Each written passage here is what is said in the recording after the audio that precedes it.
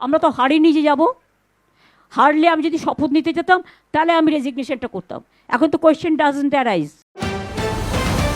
পশ্চিমবঙ্গ বিধানসভা নির্বাচনে বড় ব্যবধানে পরাজয়ের পরও মুখ্যমন্ত্রী মমতা বন্দ্যোপাধ্যায় পদত্যাগ না করার ঘোষণা দিয়েছেন। নির্বাচনের ফল প্রকাশের একদিন পর সংবাদ সম্মেলনে তিনি দাবি করেন, এই ফলাফল জনগণের প্রকৃত রায় নয়, বরং এটি একটি সুপরিকল্পিত ষড়যন্ত্রের ফল। তিনি বিজেপির বিরুদ্ধে অভিযোগ তুলে বলেন, কেন্দ্রীয় শক্তি ব্যবহার করে নির্বাচন প্রভাবিত করা হয়েছে।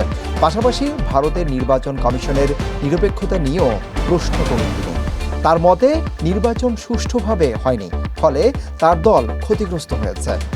তবে সংবিধান অনুযায়ী একজন মুখ্যমন্ত্রী তখনই ক্ষমতায় থাকতে পারেন যখন তার পিছনে বিধানসভার সংখ্যাগরিষ্ঠ সমর্থন থাকে। এবারে নির্বাচনে বিজেপি স্পষ্ট সংখ্যাগরিষ্ঠতা অর্জন করায় মমতা বন্দ্যোপাধ্যায়ের সেই সাংবিধানিক অধিকার আর নেই। এই পরিস্থিতিতে দায়িত্ব এখন রাজ্যপালের হাতে। তিনি বিদায়ী মুখ্যমন্ত্রীকে অপসারণ করে সংখ্যাগরিষ্ঠ দলকে সরকার গঠনের আমন্ত্রণ জানাতে পারেন।